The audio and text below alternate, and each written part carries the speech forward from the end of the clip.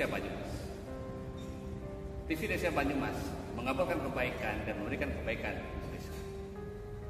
Bersama TV Desa Banyumas, kita akan sama-sama menelusuri, memberikan informasi dan memberikan liputan kegiatan yang berada di desa-desa, khususnya yang ada di desa Kabupaten Banyumas. Perlu kita ketahui bahwa sebuah desa adalah bagian terpenting bagaimana sebuah pembangunan negara kesatuan Indonesia. Untuk itu, TV Desa Banyumas akan memberikan liputan khusus tentang perkembangan pembangunan desa di Kabupaten Banyumas. Bersama Imanuddin melaporkan. Selama ini dalam pemberdayaan UMKM. Kita sapa dulu. Selamat pagi Mas Imanuddin. Assalamualaikum. Waalaikumsalam warahmatullahi wabarakatuh. Selamat pagi Pak D. Salam sehat selalu. Ya, salam sehat selalu. Gimana Mbak Turaden atau sekarang di mana ya? Suasananya gimana? Apakah hujan, sejuk atau gimana pagi hari ini? Ya alhamdulillah Pak D, karena sekarang udah geser ke arah selatan gitu ya, ke arah utara gitu ya. Nah, dari utara ke selatan gitu ya. Sekarang saya nempati tempat yang baru Pak D, di Kecamatan Patik Raja gitu ya. Lebih dekat. Oh, Patik Raja ya? Iya. Jadi lebih dekat gitu ya. Di situ ada salah satu potensi desanya, ada ditempati oleh pengelolaan sampah berbasis edukasi, pengelola sampah BLE gitu ya. Itu miliknya Pemda, tetapi ada di Desa Lahar Kulon di Kecamatan Patik Raja. Jadi saya memang harus harus selalu menempati tempat-tempat yang progres gitu. Itu yang pertama. Yang kedua adalah saya makasih Pak D, memang bagaimana peran daripada kita khususnya para pendamping itu ya. Pendamping itu kan tenaga sebetulnya itu konsultan itu kan, konsultan dalam ini ada lebih efektif itu pada pengembangan di pemberdayaan, yaitu dalam ini adalah di ekonomi gitu ya. Bagaimanapun sentra ekonomi sebetulnya itu ada di desa gitu, tapi bagaimana kita mengukitnya. Nah, kebetulan di tempat yang baru saya itu ada pasar gitu ya, pasarnya gede itu Pak D, pasar Notok gitu ya. Pasar Patik Raja itu? Iya, Patik Raja itu. Ya, karena saya pernah di Banyumas, makanya saya pernah tugas di Banyumas. Nostalgia lah ya, dulu saya mengingat-ingat di tepian Sungai Serayu gitu. Iya. Nah itu yang kedua adalah tadi yang disebut oleh Pak D tentang UMKM. Tetapi tidak lepas dari itu adalah sebetulnya bagaimana sih kita itu harus sudah melangkah pada peningkatan kualitas gitu ya. Artinya itu terhadap para stakeholder pemberdayaan. Dan saya minta izin Pak D untuk bisa share. Ini ada hal yang penting bagi kita semua gitu ya. Bisa terlihat ya Pak D ya? Belum. Oh, sekarang sudah. Oke, nah, mohon izin rekan-rekan semua yang hadir di sini, baik itu tenaga pendamping profesional, PLD, PD, TA Kabupaten, TA Provinsi dan Manas gitu ya. Mohon izin saya berbagi apa yang menjadi produknya Kementerian Desa, yaitu produk di rumah kita sendiri gitu ya. Juga terima kasih bagi PBD yang hadir di pagi hari ini, para pemerintah desa, kepala desa, perangkat desa, bagian desa dan seluruh jajaran pemerintah daerah, provinsi ataupun kabupaten di seluruh Indonesia. Ini ada sebuah produk gitu ya. Ini keputusan Menteri Desa nomornya 54 tahun 2024. Berarti baru nih ya Pak ya? Ya, baru nih. Baru ini beriringan ini dengan adanya Undang-Undang Nomor 3 tahun 2024. Ini harus sinkron, alhamdulillah. Dan juga terima kasih Gus Menteri atas lahirnya Kemendesa. Ini akan memudahkan bagi kami gitu ya dalam hal memfasilitasi apa yang menjadi sebuah kebutuhan daripada desa terkait di bidang pemberdayaan gitu ya. Karena di sini tentang panduan pengembangan kapasitas nih Pak. Pengembangan kapasitas masyarakat desa daerah tertinggal dan transmigrasi dengan dana desa. Nah ini udah clear nih, kalau udah belakang itu kan kalau kita bicara program boleh nggak pakai dana desa. Di sini Pak De, ini sudah terjawab di sini. Tinggal kita harus apa yang harus kita lakukan. Saya sebetulnya udah nemuin Mendesa ini itu sekitar bulan Maret itu ya Pak De ya. Dan kebetulan kemarin kalau salah di bulan Mei ya, kalau nggak minggu kemarin itu Mei di akhir itu dijadiin materi dalam sebuah kegiatan di Akademi Desa gitu ya. Dan saya juga terima kasih Bu Kapan itu ya atas apa namanya ini sudah terpublish gitu ya di dalam acara Akademi Desa. Berikutnya adalah di sini kita harus apa yang harus kita lakukan adalah sesuaikan dengan kondisi desa gitu ya. Kondisi desa. Maka tadi kalau Pak Ade bisa tentang data yang paling dekat adalah data hasil IDM gitu ya. Nah, di dalam IDM kita harus perhatikan gitu ya, jangan sampai kehadiran kita gitu ya dalam proses-proses tupoksi peran itu merugikan desa. Yang harus kita perhatikan ada 3 komponen dasar dari untuk menghitung berapa alokasi dana desa yang ke desa. Pertama adalah luas wilayah. Ini penting ini Pak D. Kadang-kadang luas wilayah kok kenapa sih tiap hari itu tiap pendataan berubah-ubah gitu. Makanya harus ada sebuah alat ukur yang jelas gitu ya, karena luas wilayah yang biasanya kita pakai itu kan dari PPS gitu kan, karena kalau kita ngukur sendiri desa nggak mampu gitu kan. Nah, masih berat gitu ya. Nah, dengan teknologi yang ada gitu, insya Allah ke depan harus seperti itu terrealisir gitu ya. Yang kedua adalah jumlah kakak miskin gitu ya, warga miskin yang ada di desa itu.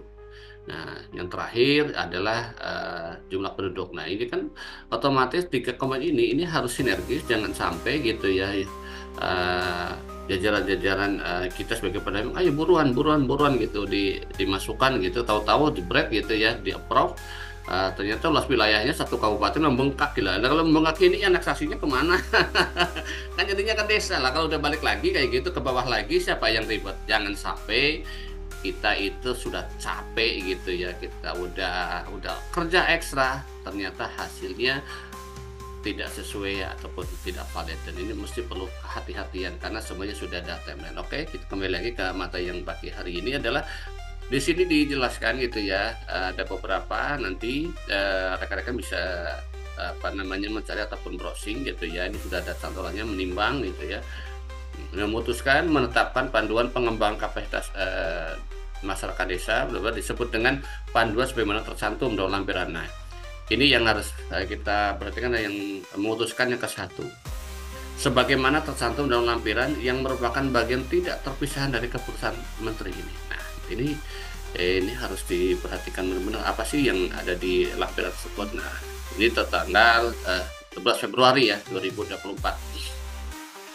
Nah, ini adalah sistematikanya gitu ya. Nah, ini adalah terbelakang bla bla gitu ya. Biasanya kalau rekan-rekan kita itu apa sih isinya gitu ya, udahlah kita bareng-bareng menuju yang paling bawah gitu ya. Mohon maaf, nanti bisa diambil sendiri gitu ya. Kita ambil, nah ini Pak D. Ini adalah lampiran matrik. Nah ini Pak D.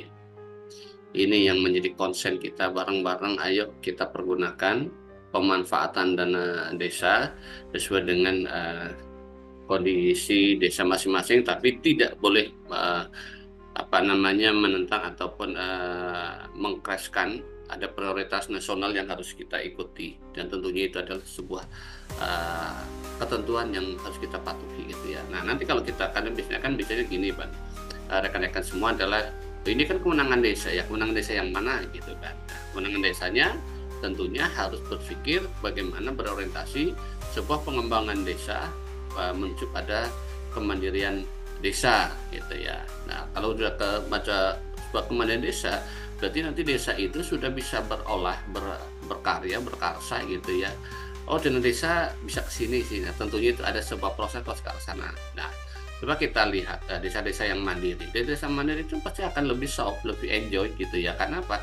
Kalau kita bicara tentang fasilitas dasar yang harus ada di desa, itu sudah terpenuhi. Ada jalan, ada jembatan, semuanya sudah rapi. Nah, tentunya dalam penggunaan dana desa untuk pembangunan dan pemberdayaan masyarakat desa itu pun harus disesuaikan dengan kondisi. Kalau kita ambil tolak ukurnya adalah IDM, tentunya sudah jelas ada sebuah prioritas dan prioritas mana yang harus kita ungkit. Nah, Contohnya adalah di sini area prioritas program dana desa di dalam penyelenggaraan promosi kesehatan dan gerakan masyarakat hidup sehat sesuai kewenangan desa dan diputuskan dalam musyawarah desa. Nah, tadi menyatakan ada sebuah pendataan nanti dibawa ke RKP gitu ya. RKP itu kan pasti dalam sebuah pembahasan pertama oleh tim gitu ya, oleh tim nanti dipaparkan di dalam musyawarah desa, diputuskan oh ternyata dana desa untuk ini kegiatan yang harus kita lakukan dalam proses ke depan 1 tahun ke depan itu kegiatannya ini dasarnya apa, dokumennya apa yang dipakai itu, salah satunya dengan IDM gitu ya, terkait dengan rekomendasi. Nah, kita udah jelas itu. Nah, apalagi kalau kita bicara tentang yang pertama ini gitu ya, promosi kesehatan dan gerakan masyarakat hidup sehat sesuai kewenangan desa. Nah, otomatis ini adalah bagian dari sebuah mandatori Perpres 72 tahun 2021 dan proses penanganan dan penurunan stunting gitu ya. Dan itu adalah sifatnya simultan berkelanjutan, tidak tertunggu pada sebuah waktu itu ya. Karena esensi daripada dana desa itu adalah bagaimana masyarakat itu hidupnya sejahtera gitu. Nah, topik program pengembangan kapasitas. Nah, ini yang relevan. Nah, kalau udah bilang yang relevan berarti kan sesuai dengan kondisi desa gitu Pak De. Nah, kondisi desa itu jangan dipaksakan kalau kita nggak punya data. Nah, otomatis bagaimana untuk mendapatkan data? Tentunya rekan-rekan kita, para pendamping itu lebih paham piawe bagaimana data kebutuhan desa dalam pengembangan kapasitas itu sesuai gitu ya. Jangan dipaksakan misalnya di situ jelas-jelas membutuhkan sebuah pengembangan kapasitas tentang kesehatan, tapi tiba-tiba oh ini kebutuhannya desa memasakkan misalnya ke pengembangan ekonomi gitu ya. Nah, ini harus dipertimbangkan. Nah, bagaimana cara mempertimbangkan? Tentunya dengan bahasa yang relevan sesuai dengan kebutuhan dan datanya. Nah, ada kegiatan penyuluhan terkait pencegahan dan penurunan stunting. Nah, kalau bahasa penyuluhan terkait pencegahan penurunan stunting kan bisa saja misal gitu ya, adanya penyuluhan calon pengantin gitu kan. Pemerintah desa itu kan berhak memfasilitasi kebutuhan para catin calon pengantin gitu kan.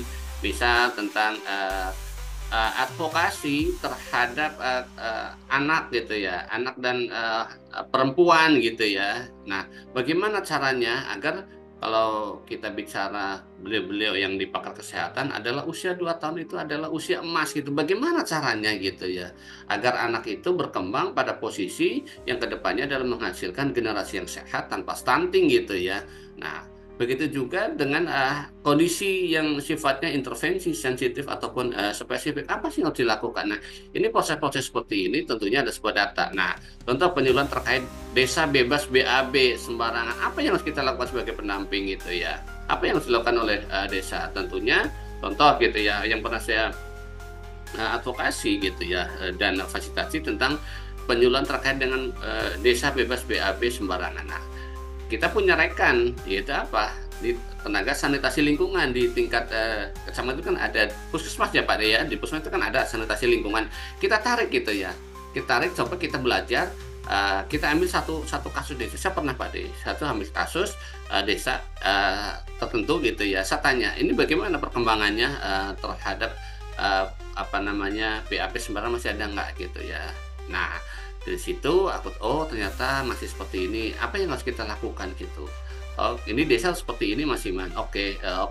Saya pelajari, oh ya ini bisa pakai dana desa, oh ini tidak gitu. Nah, dari situlah nanti akan termanfaatkan dari desa itu sebaik-baiknya dan itu membawa ke kemanfaatan yang lebih besar gitu. Nah, berikut adalah nanti bisa kita dalam lagi ya. Nah, ini kan yang seperti yang di F itu ya, terkait penanggulangan penyakit menular gitu ya, influenza, diare, penyakit seksual, HIV, TBC. Nah, biasanya penyakit yang endemik yang menular itu kan di masa itu kan TBC ya sebelum yang biasa menimpa. Nah, itu ternyata tidak hanya TBC aja gitu. Tadi karena apa? Tadi kita bicara tentang yang relevan gitu ya. Misalnya di daerah tersebut itu ya, misalnya desanya itu merupakan bagian kawasan industri gitu ya. Kalau kita bicara di daerah mungkin Jawa, Sidoarjo ataupun di Kabupaten Bandung itu kan banyak sekali pabrik-pabrik yang ada di desa. Nah, apa sih yang menjadi kebutuhannya? Kita harus responsif,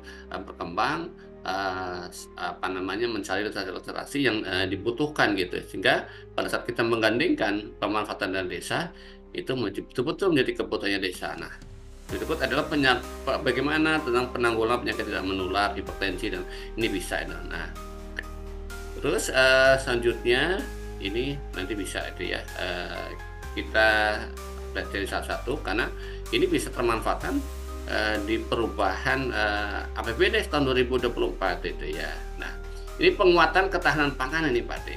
Nah, ini kan bagian yang menjadi prioritas di dalam Permendes 13 ya tahun 2023 gitu. Atau di sini ada penguatan ketahanan pangan nabati dan hewani dalam rangka pemenuhan kebutuhan dasar sesuai kewenangan desa dan dibutuhkan dalam usaha desa. Nah, dengan adanya seperti ini gitu ya, contoh gitu ya, saya melakukan yang pertama itu pengembangan usaha pertanian, perkebunan, perhutanan, pelatihan budidaya, pelatihan pembenihan, pembuatan pakan ternak. Nah, ini saya pernah lakuin yang seperti ini, baik itu di tahun 2023 ataupun sekarang. Itu contoh kemarin pelatihan budidaya oleh Mina Tani Rahayu itu ya di Desa Karangsalam Lor. Saya yakin materi ini akan saya bawa ke desa dampingan saya di Kecamatan Batik Raja. Saya sosialisasikan, ini penting sekali karena jangan sampai kita hanya bicara adalah hal-hal yang keras gitu ya. Kita lihat posisinya desa ini sebetulnya prioritasnya kemana, apakah masih terhadap fasilitas dasar. Kalau namanya jalan tuh nggak akan habis-habisnya Pak De, mau dibangun besok ya rusak lagi. Nah, ini bagaimana adalah rekan-rekan kita semua pendamping itu menguatkan gimana caranya membuat jalan itu kuat gitu ya, sekian tahun dengan pembebanan sekian tonasenya gitu. Nah, berikut kedua adalah pelatihan pengolahan pasca panen. Nah, ini Pak De, kadang-kadang itu kita ini bisa loh pelatihan pengolahan pasca panen, siapa yang harus manfaat, bisa kelompok masyarakat sendiri yaitu para petani. Kita gandengkan dengan kemitraannya, kita dudukan bareng. Kalau kita punya BUMDes, kita dudukan bareng gitu ya. Bisa nggak BUMDes masuk ke arah sana gitu ya. Bagaimana caranya BUMDes itu mengambil hasil-hasil pasca panen sehingga ini pada posisi sebagai marketing gitu ya BUMDes. Nah, jika kalau dari sini itu akan tercipta sebuah ekonomi sirkular yang bagus gitu. Nah, berikutnya, nah kita kan bicara tentang BUMDes karena kita susah ya, pelatihan pengembangan usaha atau unit usaha bersama bergerak di bidang pangan, nabati, dan atau hewani. Nah, saya pernah bareng-bareng tahun 2023 di semester 1 itu bareng dengan Pemdes Purwosari gitu ya, belajar tentang BUMDes ke sana yang bergerak di bidang pangan, nabati. Itu adalah pengolahan makanan gitu ya di Kabupaten Wonosobo itu ya. Karena saya kepingin bisa nggak ya ini diolah carica itu Pak De. Carica itu diganti gitu misalnya dengan apakah carica itu bisa ditanam di daerah kami gitu ya. Di situ saya bawa selain pelakunya juga dari PPL pertanian gitu ya. Bisa nggak Bu kalau misalnya di PPL ini dibawa ke sana bahannya untuk cocok nggak gitu ya di tanahnya di Desa Purwosari gitu. Nah, kalau tidak gitu bisa nggak ya ini tenaga ahlinya di sana itu pengolah makanan, bisa nggak kalau misalnya selain carica itu dibuat seperti ini. Nah, dari situlah kami memanfaatkan daripada dana desa gitu ya. Nah, selanjutnya adalah penguatan partisipasi masyarakat dalam perencanaan, pelaksanaan, dan pengawasan pembangunan desa dan pemberdayaan masyarakat desa. Nah, ini tadi yang disampaikan disinggung oleh Pak De Panuji adalah bagaimana sih sebetulnya peran daripada masyarakat ada di dalam proses perencanaan, pelaksanaan, pengawasan. Karena sejatinya pengawas yang paling hebat itu adalah masyarakat itu Pak De. Karena dia, nah makanya kita sebagai pendamping yang pernah saya lakuin gitu ya selama di Kecamatan Baturan adalah wajib bagi kegiatan itu harus ada bannernya gitu. Contoh gitu ya, apalagi kalau pakai dana desa, yang tidak pakai dana desa pun kita menjadi bagian yang utuh di dalam perencanaan pembangunan desa sendiri. Saya cek gitu ya, pertama adalah ada nggak sih papannya gitu ya. Di dalam pertanyaan itu saya lihat dulu, satu adalah untuk belanja bannernya ada nggak papan-papan proyeknya gitu Pak De. Yang kedua adalah sampai nggak ada ini bentuknya apa, fisik, oke fisik. Saya minta alokasi ada prasastinya nggak gitu. Kalau itu sudah ada dua-duanya, sudah pelong gitu. Nah, tinggal nanti kita olah apa sih teknisnya, mungkin belanja barang jasanya apa saja gitu ya, apakah ada sewa, nilainya berapa kayak gitu. Nah, contoh di penguatan ini adalah pelatihan perbaikan dan konsolidasi data SD di desa dan pendataan perkembangan desa. Nah, kalau kita bicara tentang SD di desa, tentunya ada sebuah lokasi gitu ya. Tadi diawali dengan pendataan. Gimana kita mendapatkan pendataan? Karena kita basisnya adalah Permen Desa 21 tahun 2020, itu di dalam perencanaan diawali dengan pendataan, yaitu dengan menggunakan data SD desa. Dengan berbagai dinamika, kita tidak boleh luluh, kita tidak boleh mundur, kita tidak boleh menjadi gaduh gitu. Tapi kita bagaimana caranya memberikan solusi yang jernih. Nah, dan pendataan perkembangan desa. Nah, dalam perkembangan desa itu kan kita punya alat namanya Indeks Desa Membangun gitu ya. Mungkin ada aspirasi yang tadi disampaikan oleh Pak D dari PPD gitu ya. Yang kedua adalah pelatihan bimbingan teknis pendataan penduduk kelompok marginal. Nah, ini kan kemarin ada ya Pak D yang di Indeks Desa Membangun gitu ya. Berapa yang tuna gitu ya, ada tunanetra, gitu ya, tunadaksa, terus kecelakaan cacat karena lahir, cacat karena ada pekerjaan. Ini kan masuk di dalam pendataan itu. Kenapa? Kedepannya beliau-beliau inilah yang akan menjadi penerima manfaat. Ini harus ada ke sana.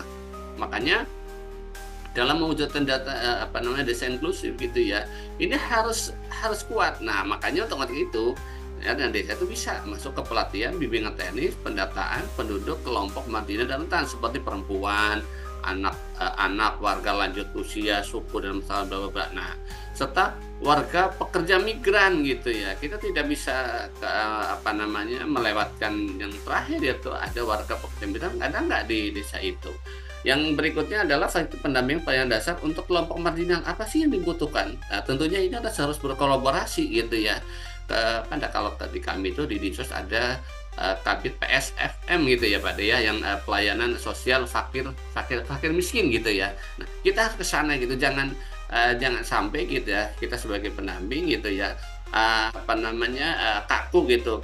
Kita strukturalnya itu harus luas gitu ya. Manakala itu desa membutuhkan, tetap kita berkomunikasi. Mentornya punya nggak, bisa memberikan solusi ini nggak gitu. Nah, kalau memang tidak bisa, ya kita minta izin, kita berkomunikasi gitu ya dengan dinas ataupun OPD tertentu. Kalaupun itu bisa terselesaikan, kita punya rekan di kecamatan itu ada TKSK, ada PKH. Kita gali data tersebut. Nah, berikutnya gitu ada juga sosialisasi gerakan kembali bersekolah gitu, penyuluhan dan sosial bidang hukum. Nah, ini Pak D, ini kadang-kadang kan ada ya warga itu butuh gitu. Kalau orang bahasanya itu kita harus tahu hukum, tapi kita tidak harus kena hukuman gitu ya Pak De. Nah, ini harus bagaimana cara mengadvokasinya. Tadi ada bahasa yang relevan. Nah, kita harus tahu ada sebuah pertanyaan di Indeks Desa Membangun. Apakah terjadi sebuah konflik di masyarakat itu? Nah, kalau memang ada sebuah konflik, ya Pak De harus kita tuangkan gimana caranya agar ke depan tidak ada sebuah konflik. Ternyata kita masuk dalam bisa belanja ke penyuluhan dan sosialisasi bidang hukum dan perlindungan masyarakat. Nah, selesailah di situ pada pelatihan kepemimpinan perempuan gitu ya.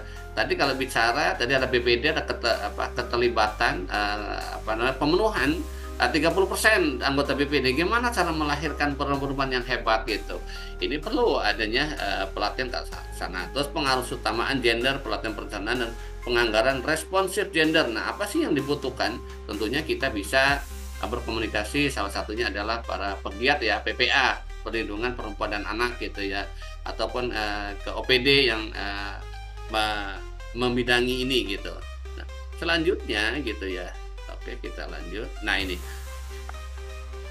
pengembangan potensi ekonomi lokal serta pengembangan ekonomi produktif gitu yang di sini dan kewirausahaan. Nah, tentunya di sini tadi selaras dengan apa yang disampaikan oleh Pak Ade. Kita hadir sebagai pendamping seperti apa sih gitu ya, agar kita itu bisa memfasilitasi apa yang menjadi sebuah kebutuhannya desa gitu. Nah, di sini adalah topik program pengembangan adalah pengembangan kapasitas ekonomi produktif dan kewirausahaan masyarakat desa seperti pelatihan pengelolaan desa wisata. Bisa mengambil clue-nya itu ada desa wisatanya sudah apa itu keluhnya untuk wisata alam, wisata buatan, dan kita harus bisa seperti itu. Apalagi kita ada pengembangan yang kemarin ada hutan sosial gitu ya, pelatihan benih kerapu. Kalau kerapu ini biasanya pada yang dekat-dekat dengan pantai gitu ya, pelatihan atau kursus kerajinan. Nah ini menarik ini Pak De, karena beberapa kali gitu ya, dan saya menemui kalau desa tidak bisa menyelesaikan, contoh di kebutuhan di desa itu, apakah ada PKBM A, B dan C, juga ada di situ kursus gitu ya, kursus ini bisa masuk kok, bisa menjawab ke arah sana. Misal, tinggal kalau itu mau dilembagakan, nggak apa-apa, kita urus sesuai dengan ketentuan, bagaimana untuk mendapatkan legalitas, terus diisi, terus ya biayakan desa ke situ, sehingga apa? Nanti suatu saat sumber daya manusia yang keluar dari desa itu bisa lebih mahir. Contoh, saya menginisiasi dan mungkin akan dilanjutkan oleh rekan saya yang mengganti saya di Batu Raten adalah di desa Karangsalam Lor, itu adalah desa wisata gitu ya. Nah yang saya dorong adalah, saya tawarkan kepada BPD, ini bisa pakai dana desa itu untuk menjawab, karena kita nggak punya PKBM, kita nggak punya tempat khusus, maka paling yang mudah adalah tempat khususnya pakai, silakan. Mungkin sini butuh bahasa asing gitu, cukup aja lah warga masyarakat yang masih usia produktif, misalnya SD, SMP, SLTA gitu, juga orang yang kuliah ataupun umum, kita berdayakan, dilatih untuk bisa berspeaking gitu ya, Englishnya gitu yang bagus gitu ya. Dengan dana desa bisa itu, karena itu adalah kebutuhan bagaimana meningkatkan kebutuhannya desa, dan insya Allah tahun ini desanya menjadi desa mandiri gitu Pak De. Nah terus selanjutnya adalah ini ada yang tadi bumbesnya gitu bareng-bareng. Nah ini adalah pemanfaatan sumber daya alam dan lingkungan secara berkelanjutan sesuai dengan kewenangan desa. Kita adalah ada sebuah capaian gitu ya, SDGs nomor 7 ataupun 13 gitu ya, desa ramah lingkungan atau perubahan iklim gitu ya, ataupun sumber daya energi terbarukan gitu. Itu kan jadinya bisa terkejar, karena apa? Dalam proses-proses yang kemarin disampaikan oleh beliau Pak Ivan dalam lomba SD desa itu tidak hanya kita men-tagging gitu ya, tetapi apakah tagging di situ memenuhi nggak di dalam penggunaan dan pemanfaatan dari desa ke arah sana. Misalnya ke-13 apa sih yang dilakukan, ke-7 apa sih benar nggak di lapangan melakukan ini. Tentunya itu ada sebuah kegiatan, ada sebuah penganggaran dengan dana desa. Contoh di sini adalah peningkatan kapasitas SDM dan pengembangan listrik alternatif di desa dalam rangka mewujudkan desa berenergi bersih dan terbarukan, meliputi antara lain. Nah ini ada pelatihan pengelolaan energi baru terbarukan, bagaimana caranya gitu, mungkin dengan adanya konservasi ya, konservasi hutan atau konservasi perlindungan sumber mata air gitu ya. Ini kan bagian, tidak harus misalnya oh yang terbarukan itu ini ada air pakai kincir angin gitu ya, kincir air gitu untuk menggerakkan generator ataupun itu menghasilkan listrik, boleh, oke gitu. Tapi tidak hanya seperti itu, mungkin perlindungan ini adalah sebagai sumber mata air. Nah maka di sekitarnya itu kita tetapkan sebuah konservasi dan desa ke arah sana, mungkin untuk nanamin bambu gitu ya kan, bambu itu kan sumber pengumpul air gitu ya. Mungkin pelatihan pengolahan limbah, peternakan dan kotoran manusia untuk energi biogas dalam terbarukan. Nah, contoh yang dilakukan oleh desa dulu, saya dampingannya adalah sekarang ada di Belahar gitu ya. Itu bagaimana sampah itu diolah gitu ya di balai latihan BLE-nya gitu ya untuk edukasi, sehingga apa? Ini bisa masuk ke sana. Bagaimana desa bisa nggak memanfaatkan itu karena itu miliknya Pemda? Bisa gitu ya. Tinggal kerjasama MOU gitu ya dengan masyarakat, sehingga masyarakat itu kalau kami itu bicaranya adalah bagaimana sampah itu termanfaatkan on-site gitu ya. Di tempat itu bisa terolah dan bisa kembali, bisa menciptakan energi baru dan terbarukan gitu ya. Terus berikut adalah pelatihan pengolahan kayu, limbah kayu. Selanjutnya adalah lingkungan desa, meliputi antara lain gitu ya, pelatihan pengelolaan air limbah komunal. Nah, di situ kan ada di kami misalnya ada IPAL gitu ya, IPAL yang komunal ini berapa. Kemarin juga ada sebuah pertanyaan, adakah punya desa itu punya jamban umum ataupun nama yang asli desa gitu ya. Pelestarian sumber daya alam desa terkait antara lain penyuluhan pelatihan pembibitan pohon langka gitu. Nah ini kan ada gaharu gitu kan, pohon yang langka gitu kan, itu bisa menghasilkan ternyata begitu luas. Betul gitu, tinggal ya relevannya disesuaikan kebutuhan. Tapi ini kita harus siap gitu ya, harus memahami benar sebagai tenaga pendamping, sehingga pada saat itu desa dengan desa B kok bisa aman, jadi satu kecamatan sama gitu, bisa saja seperti itu karena ada sebuah program yaitu kawasan perdesaan, bisa seperti itu. Tapi tentunya adalah ini harus digali semua potensi yang bagaimana kita bisa mengedukasi di dalam penggunaan dana desa. Berikutnya adalah pengembangan seni budaya lokal. Nah, mari kalau di kami itu kan yang lebih enak itu kan ebek gitu ya Pak, ada ebek, ada lengger gitu ya, bisa ke sana gitu. Misalnya temannya Pak Ade sukanya apa gitu, ini ke sini apa yang harus kita lakukan, karena apa, biasanya kadang-kadang lupa apa senangnya ke peralatan. Tidak harus petan dulu, kita siapkan dulu SDM-nya gitu ya. Kalau sudah ada ketertarikan, nanti akan kita bawa ke arah sana. Makanya kita harus punya sebuah plan gitu ya. Nah, terus adalah kegiatan kapasitas masyarakat dalam rangka mitigasi dan penanganan bencana alam dan non alam sesuai dengan kewenangan desa dan diputuskan dalam musyawarah desa. Saya pernah gitu ya Pak, di beberapa kali desa dulu yang saya ngerti adalah pembentukan forum ya, forum penanggulangan bencana desa gitu. Kita kan kalau ngandelin BPBD kan prosesnya panjang, dan itu pasti BPBD itu apa namanya yang dilayani itu satu kabupaten. Nah, tidak ada salahnya gitu ya masyarakat, kalau masyarakat yang berminat di dalam mitigasi bencana kita wadahi gitu ya, kita berikan apa namanya ilmu pengetahuannya gitu, sarprasnya gitu ya. Desa harus menyediakan ini, sehingga kalau di desa apa sih yang sering terjadi bencana? Oh, bencananya bencana longsor gitu. Apa yang tidak lakukan? Bagaimana caranya? Dan tentunya ini ada sebuah keterkaitan biasanya ada tentang budgeter gitu. Terima kasih Pak Deh untuk sharingnya. Saya kembali lagi monggo dilanjut Pak Deh. Terima kasih. Ya, terima kasih Mas Iman ya.